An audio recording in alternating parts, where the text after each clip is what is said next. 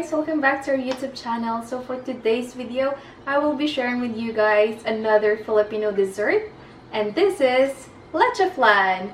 And this is Mac's favorite dessert, and it only consists of 5 ingredients. So without further ado, let's get started.